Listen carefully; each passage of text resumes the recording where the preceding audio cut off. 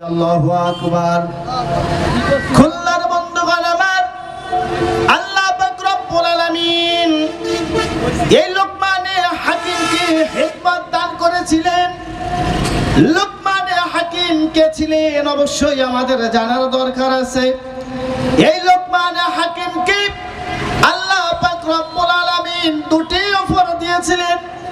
রব্বি কাবা, আল্লাহ তাআলা লোকমানে হাকিমকে বলেছিল, লোকমান তোমার কাছে দুইটি অপশন রয়েছে রে লোকমান। এক নাম্বার অপশন হলো, লোকমান আমি তোমাকে নবুয়ত দান করতে চাই। এর পাশাপাশি দুই নাম্বার অপশন হলো, লোকমান আমি তোমাকে হিকমত অর্থাৎ জ্ঞান দান করতে চাই। লোকমান দুটি অপশনের ভিতরে তুমি যে কোনো একটি অপশনকে চয়েস করতে পারো, তুমি মেনে নিতে পারো। লোকমান হাকিম ডাক দিয়ে বলে, রে রব্বি কাবা, আসমান জমিনের মালিক রব, আসমানের নিচে আর জমিনের উপরে আল্লাহ তুমি অনেক নবী রাসূল প্রেরণ করেছেন মালিক। আমি লোকমান নবুয়তি চাই না, আমি লোকমান হিকমত চাই, জ্ঞান চাই। একটু আওয়াজ দিয়ে বলেন সুবহানাল্লাহ। সম্মানিত উপস্থিতি, লোকমানে হাকিমকে আল্লাহ তাআলা এই দুইটি অফার দান করেছিলেন। লোকমানে হাকিম নবুয়তি নিলেন না, লোকমানে হাকিম জ্ঞান আল্লাহ তাআলার কাছে চাইলেন।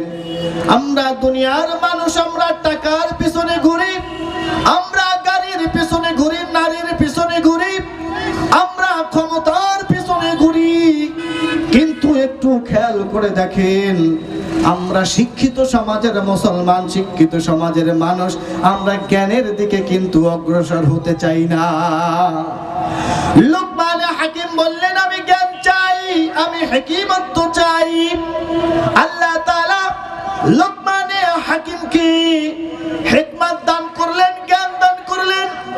লোকমানে হাকিম শুকরিয়া আদায় করলো। ও খুলনার মুসলমান, যে ব্যক্তি শুকরিয়া আদায় করে সে তো তার নিজের জন্যই শুকরিয়া আদায় করে, সে তো অন্য কোনো মানুষের জন্য শুকরিয়া আদায় করে না। কথা কোন ঠিক কিনা? আরে যে ব্যক্তি শুকরিয়া আদায় করে আল্লাহ তাআলার নিয়ামত পাবার পরে আল্লাহ তাআলার কৃতজ্ঞ প্রকাশ করে, সেইটা তার নিজের জন্য।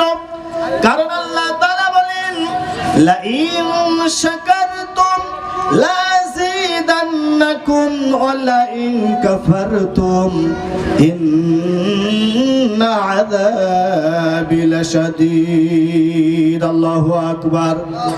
আল্লাহ তাআলা এই আয়াতের ভিতরে বললেন, ওই আসমানের নিচে আর এই জমিনের উপরে আমার যে বান্দা, আমার যে বান্দি, আমি আল্লাহ তাআলার নিয়ামত পাবার পরে শুকরিয়া আদায় করবি, আমি আল্লাহ তাআলা আমার ওই বান্দা বান্দির নিয়ামতকে আস্তে আস্তে করে বৃদ্ধি করে দিব।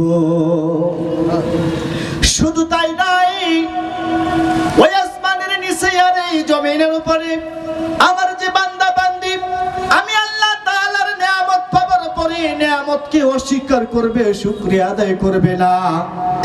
আল্লাহ তাআলা ওই বান্দা বান্দির নিয়ামতকে আস্তে আস্তে করে ছিনাই নিবে। খুলনার মানুষ, শুধুমাত্র আল্লাহ তাআলা এই দুইটি কথা বলে ক্ষান্ত হয় নাই। আল্লাহ তাআলা আয়াতের শেষ অংশে বলেন, নিশ্চয়ই আমি তাদেরকে কঠিন আযাবের ভিতরে গ্রেফতার করব। কাকে আল্লাহ তাআলা কঠিন আযাবের ভিতরে গ্রেফতারের কথা বললেন? আল্লাহ তাআলা বললেন, আমার যে উম্মত, আমার যে উম্মতি, আমি আল্লাহ তাআলার নিয়ামত পাবার পরে শুকরিয়া আদায় করলো না, আমি ওই বান্দা বান্দির নিয়ামতকে ছিনিয়ে নেব ঠিকই, এবং কঠিন আযাবের ভিতরে গ্রেফতার করব।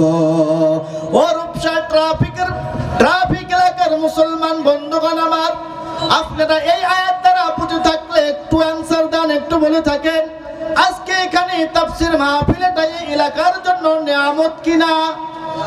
এটা সকলের জন্য নিয়ামত। আর এই নিয়ামতে শুকরিয়া আদায় করা দরকার আছে না নাই? অবশ্যই আমাদের এই নিয়ামতের শুকরিয়া আদায় করা দরকার আছে। তাহলে আমরা আল্লাহ তাআলার নিয়ামত দেখলে শুকরিয়া আদায় করব, পারবো তো ইনশাআল্লাহ? আমরা সকলেই আল্লাহ পাকের পক্ষ থেকে আমাদের জন্য যেটা বাজেট রয়েছে, আমাদের জন্য রব্বুল আলামিন যেটা নির্ধারণ করে রেখেছে, সব কিছু হয়ে গেলে আমরা আল্লাহ তাআলার শুকরিয়া আদায় করব, আলহামদুলিল্লাহ বলি। আমরা যদি আলহামদুলিল্লাহ বলে আল্লাহ তাআলার শুকরিয়া আদায় করতে পারি, তাহলে রব্বি কাবা আমাদের নিয়ামতের শুকরিয়া আদায় করার কারণে আমাদের নিয়ামতকে আস্তে আস্তে করে বৃদ্ধি করে দিবে, ঠিক কিনা? এর জন্য অবশ্যই আমাদেরকে নিয়ামতের শুকরিয়া আদায় করতে হবে। যেমন করে লোকমান হাকিম, সে কিন্তু শুকরিয়া আদায় করেছিল। এবং খুলনার মুসলমান, যদি শুকরিয়া আদায় না করা হয় তাহলে আমাদেরকে অবশ্যই মনে রাখতে হবে আল্লাহ তাআলা অমুখাপেক্ষী, আল্লাহ তাআলাই কিন্তু প্রশংসিত। রব্বুল আলামিন কোরআনুল কারিমে যেটা ঘোষণা করেছেন সেটাই কিন্তু বাস্তবায়ন হবে, কথা কোন ঠিক কিনা? আল্লাহ তাবারক ওয়া তাআলা সূরাতুল লুকমান